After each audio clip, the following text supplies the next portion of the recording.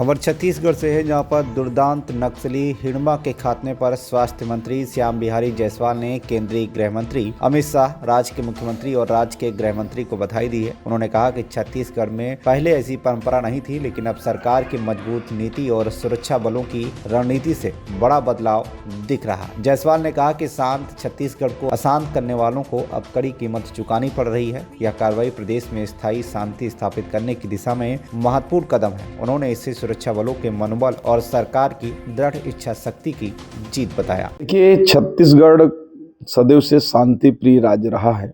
जब हम पुराने इतिहास को उठाकर देखेंगे तो 8वीं शताब्दी से लेकर 17वीं शताब्दी तक कलचुरियों का कार्यकाल हो या फिर हमारे गोंड राजाओं का कार्यकाल हो या फिर अन्य आज़ादी के पहले का शासनकाल हो, और जब आज़ादी के बाद भी छत्तीसगढ़ के लोग, छत्तीसगढ़िया सबले बढ़िया का जो कहावत है, धान का कटोरा कहने से ही लगता है कि यहाँ मेहनत कश किसान होंगे, मजदूर होंगे। और जो आदमी प्रकृति से जुड़ता है और प्रकृति से परिपूर्ण राज्य है, तो कभी यहाँ हिंसक और हिंसा इन दोनों का कभी स्थान नहीं था। और यहाँ तक कि यहाँ एक दूसरे के मदद, एक दूसरे के सुख से लोग खुश होते हैं। ये छत्तीसगढ़ है। और 80 के दशक में जब माओवाद आया तो पूरे बस्तर जो है लाल आतंक की चपेट में आ गया।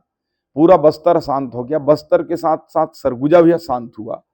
लेकिन 2003 से लेकर 2015 के बीच में माननीय डॉक्टर रमन सिंह जी के नेतृत्व में भाजपा की सरकार ने सरगुजा को नक्सल मुक्त सरगुजा तो किया, लेकिन बस्तर पूरी तरह से नक्सल मुक्त नहीं हो पाया।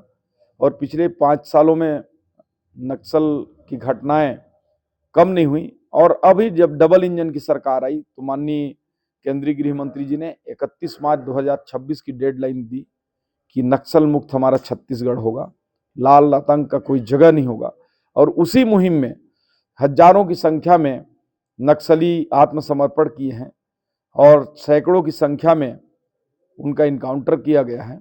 और इसी कड़ी में हिडमा को हमारे गृह मंत्री जी और हमारे जो पुलिस विभाग के आला अधिकारी उससे बोले भी कि आप सरेंडर करना चाहो तो कर दो। 3 दिन का समय भी दिया गया, इसके बावजूद भी वो सरेंडर नहीं किया। वो सैकड़ों लोगों की हत्या, कई ऐसे नक्सली गतिविधियों को करने में और कई ऐसे निर्दोष और निहत्थे लोगों का जान लेने में उसका हाथ था। और ऐसे दुर्दांत नक्सली हिडमा का अंत हुआ। मैं इसके लिए हमारे पुलिस बल के, हमारे